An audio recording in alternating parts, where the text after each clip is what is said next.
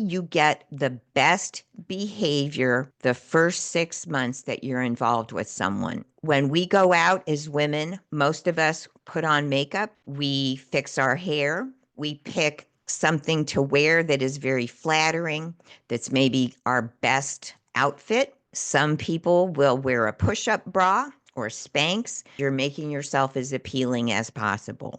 What men do is they put on their best social skills. Hi, this is Dr. Tony Cooper, and this is Life Without Baggage. In this podcast, I'll help you develop a stronger sense of self, develop firmer boundaries, and also learn how to lean into the gentle promptings of the Holy Spirit who can help you navigate life. My purpose is to help you get free from the emotional baggage that weighs you down so that you can be fully alive and engaged in life. My media includes audiobooks, self-help books, videos, and this podcast. Just a reminder before we get into today's episode that this is not a substitute for medication or counseling.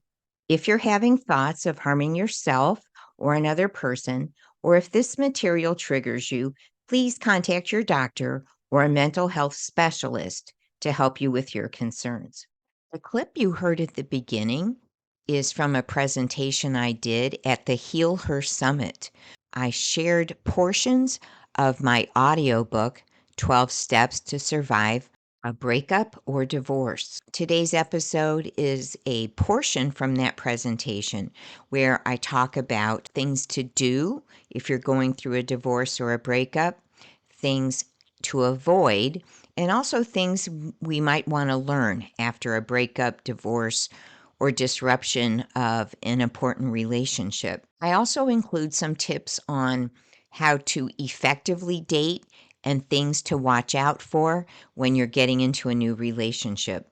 So I hope you enjoy today's episode. What I'm going to share with you today is from my personal experience, from experts I've studied about loss and divorce. And then also, I've been in practice almost 40 years. And so I've noticed a lot of things where people can get stuck or where just little tricks to make sure that you keep moving through the grief.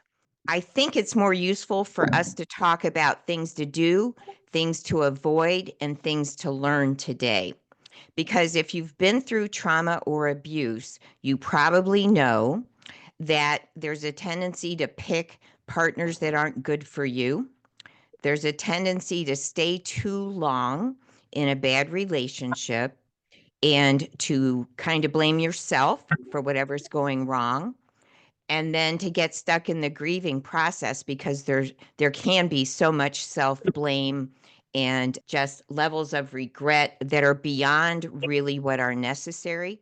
So there is a grieving process. We need to accept that. There isn't like an express way through it, but I'm going to try to share some practical things with you that do help as you move through grief and that can help you be better than before. Sometimes when we lose someone, whether it's through a breakup or divorce or even a really close friendship that gets disrupted, we can think, I'm never going to be the same.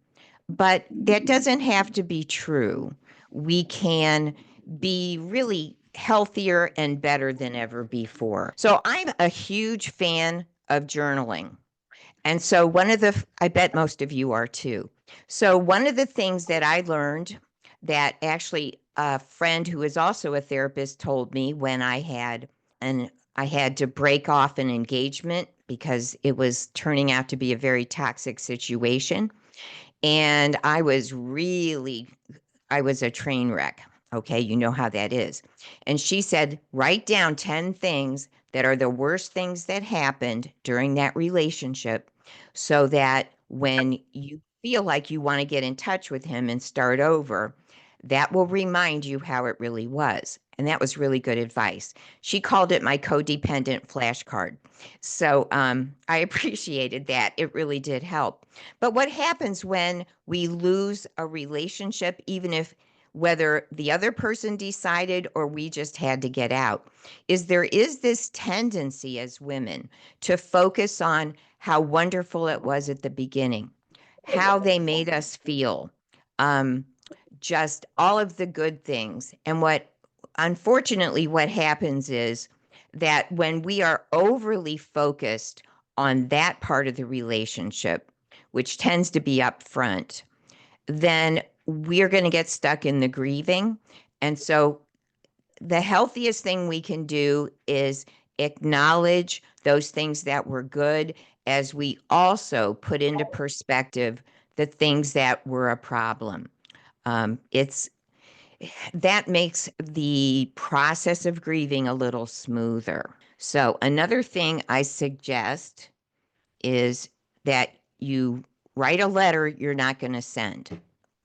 And the reason for that is that as you write that letter, wherever you are that day, whether you're angry, hurt, sad, um, you feel betrayed, you can just write how you are that day. And remember, you're not going to send it. No one else needs to see it. You don't want to post it on social media. This is just for you because from day to day, you're going to be in a different place. And so honor wherever you are that day. And later, sometimes people read their journal later and to see kind of how far they've come. And if that works for you, that's a good idea. If it stirs it up for you again, then maybe you don't want to read it. So kind of respect however you're wired. Another thing I suggest in journaling is that sometimes it's useful to rate yourself on how you're doing in some different categories. And I suggest 5 categories. This is if you're not used to journaling and you're not really sure how, this will get you started. So I use a scale 1 to 10. Some of you might know that's the pain scale that doctors use if you've ever had to rate your pain for your doctor. And so I encourage people to rate how they feel in terms of depression or sadness that day, 1 to 10. I use 10 as high, bad, unpleasant, and 1 as the lowest. I don't use a 0 because if the reason I don't do that is because people who have not learned to connect with their emotions might rate things 0 and maybe it's a 1, maybe it's a 5, but I just try to eliminate that through I'm just not going to use 0 at all. The second category would be your level of stress or anxiety. Rate that for that day. Your level of resentment, anger, frustration, whether it shows or not, 1 to 10. uh, Guilt or shame, because a lot of people feel guilty or ashamed. They feel rejected or abandoned. And so you want to rate that and kind of see where you're at with it. And then I add uh, your level of physical pain.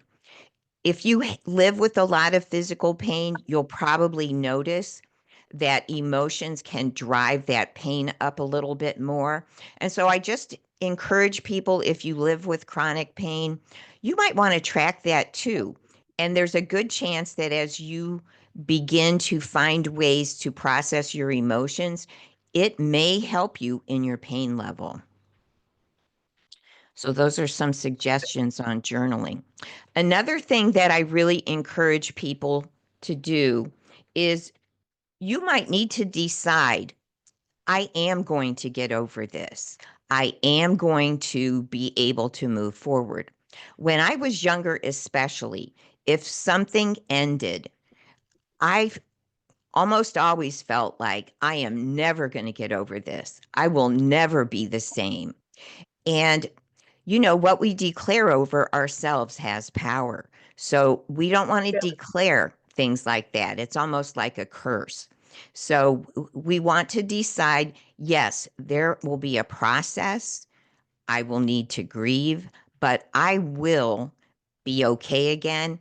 In fact, I'm going to learn what I need to learn so that I'm better than ever. And it can really work that way. Another thing I just want to remind you is you want to use your supports. You're going to need to talk about the same thing over and over. That's just how grieving works.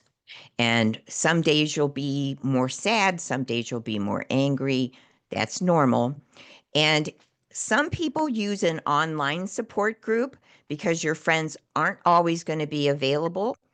And we don't want to wear our friends out because maybe they're a little bit tired of hearing some of that again.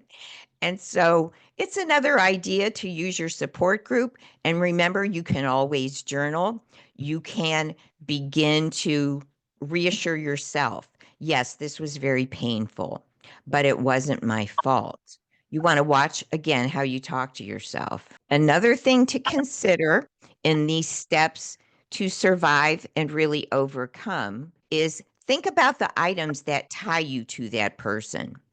So usually you're going to need to move pictures that upset you. You can decide later whether you're going to keep them or not, but at least you might want to move them out of your visual field. I used to kind of joke with myself and say I had this little altar to, to my last boyfriend. And I thought, okay, I got to dismantle that altar because this is upsetting me every time I look at it. And so I moved some things away.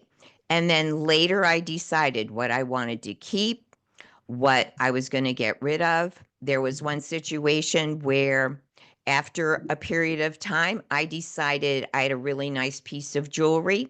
I sold it and took my daughter to Disneyland. Again, respect what your process is. If you try to push yourself too quickly for things you're not ready to do, you're not respecting yourself. So you want to respect yourself, respect where you're at. You will move through it. Usually we don't move through it as fast as we would like, but we can keep walking forward just like the woman in this photo. So it goes without saying, I think, that you want to avoid those texts or calls or checking their social media. If you do that, you're probably going to be ripping open the wound. You're going to probably disrupt that healing process. I find especially with women, they want to contact the person and hash out everything. They think that that will help them find closure. But usually what happens is that if another person has closed the door on you, then contacting them to talk, to try to get answers, it usually goes very badly because usually you're going to get blamed. It's going to confuse you. Worse yet, if they string you along for some kind of hope, then you're going to get back on that crazy train. And so, as best as you can, you really want to avoid additional texts or calls, checking social media. You want to stay in a place of peace as best you can. And for most people, reopening that communication disrupts their peace. The big one for women is avoid blaming yourself. Commonly, what people will say is, well, they left me because I'm not good enough, or it didn't work out because I wasn't hot enough, I wasn't attentive enough, I was too demanding.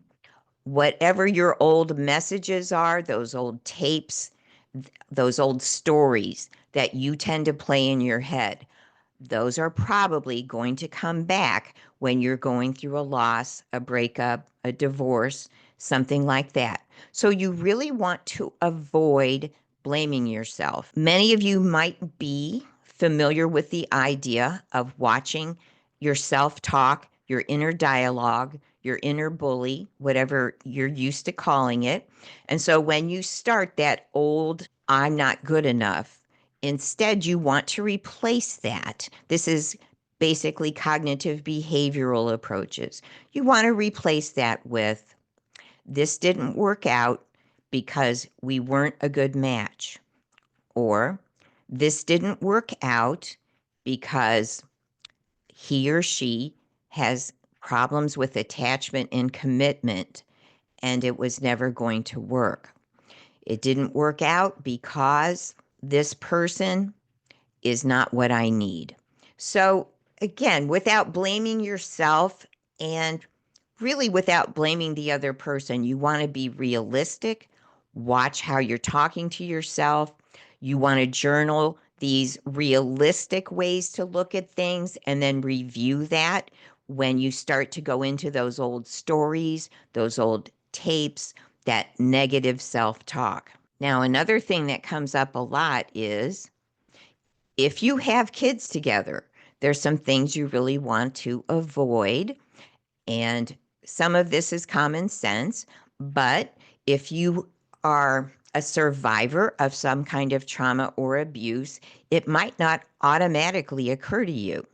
So, again, you want to minimize your contact with this person, your interactions with this person, unless it's about the kids.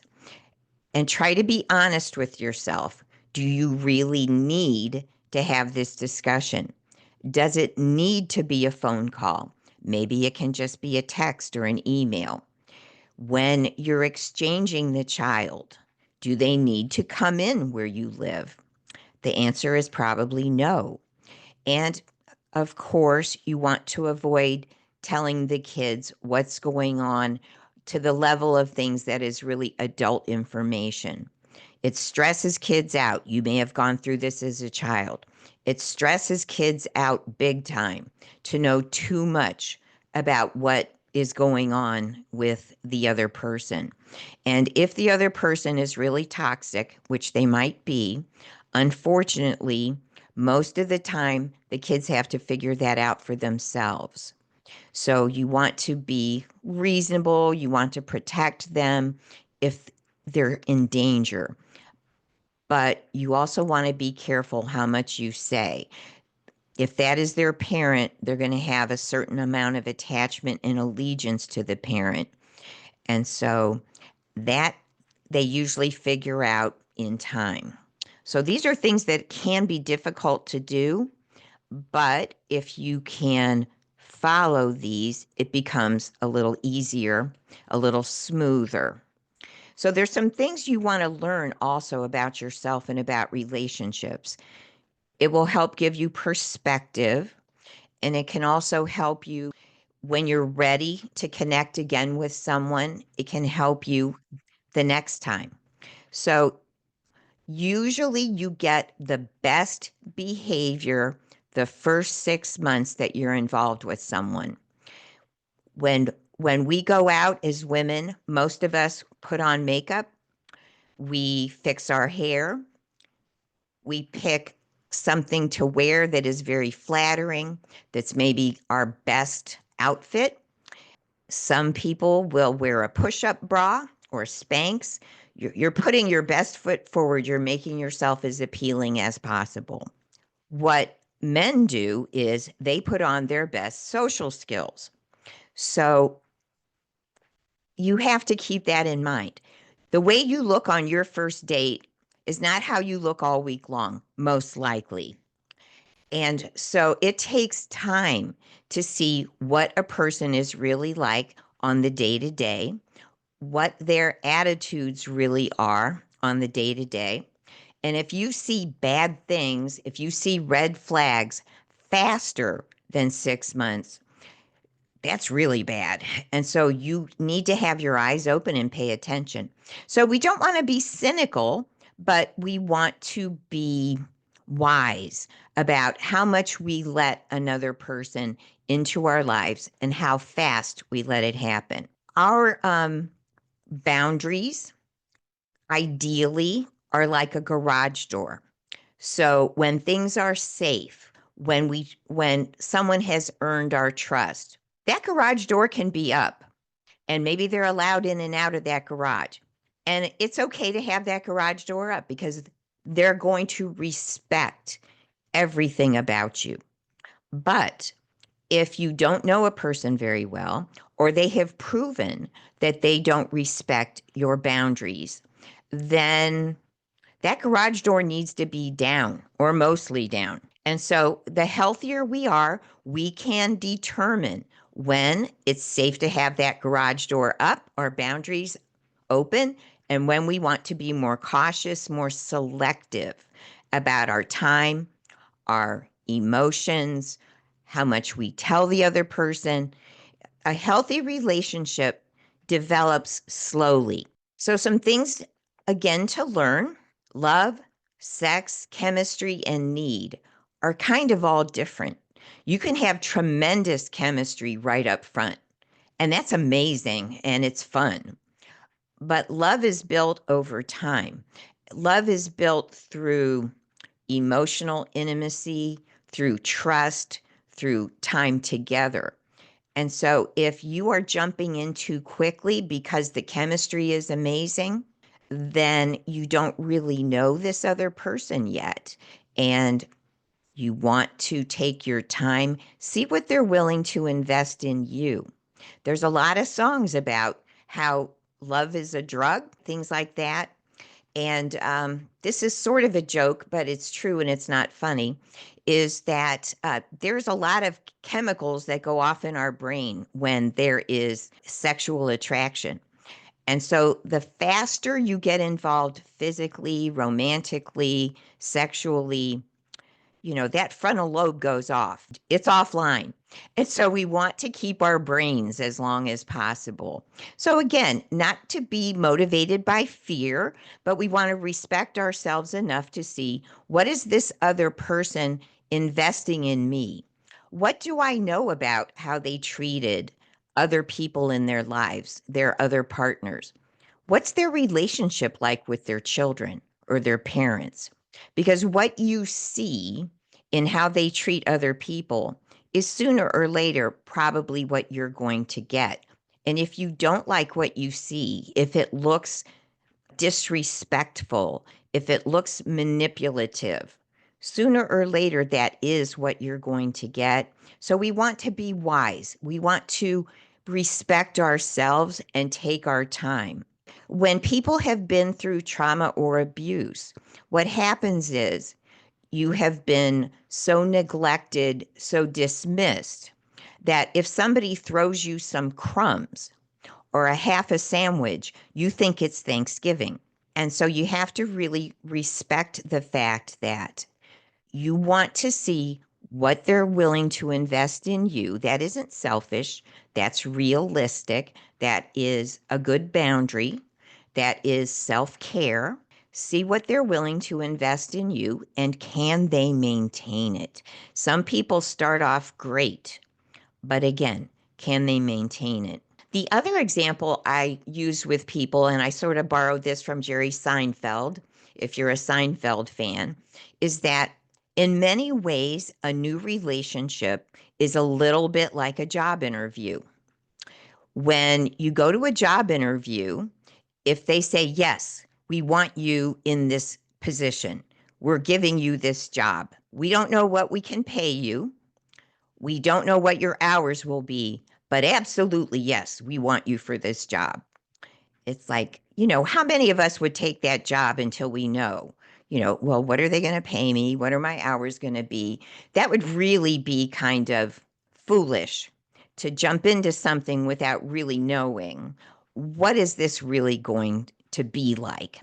And so we want to use that same kind of really common sense when we're getting to know a new person. Have fun, get to know them, see if you can build a friendship, but try to take your time. If you get in too quickly, then it's a lot easier to get in than to start to back out.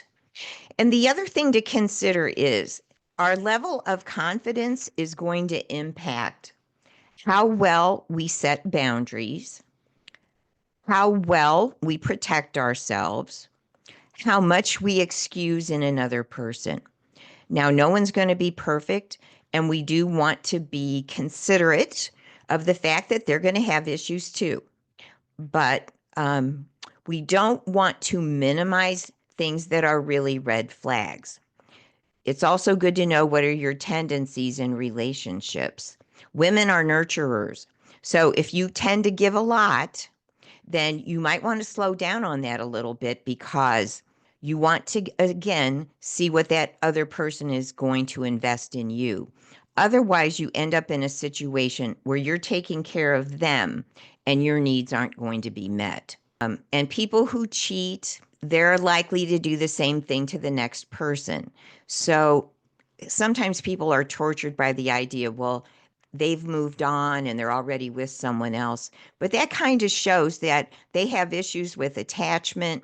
They probably have issues with commitment, because if that relationship means something, neither person can move on that quickly. A person who moves on quickly probably can't really attach. And when people don't work on themselves, they repeat the same mistakes. So we've talked about journaling, and whatever your approach to faith or spiritual life can also help you through any crisis. Closure will happen over time. More talks, more interactions, unfortunately, won't help you with closure. Your friends can help you with that. Journaling can help you with that. And if you're having thoughts of harming yourself or another person, please get some professional help so that you don't do anything you regret. You want to take care of yourself. You deserve it. There's pain when we lose someone, even if it was necessary. Thanks so much for listening. I would love any feedback you want to send me where you see change, improvement, growth, a greater measure of peace. So this is Dr. Tony Cooper. Thanks for listening, and I'll talk to you next time.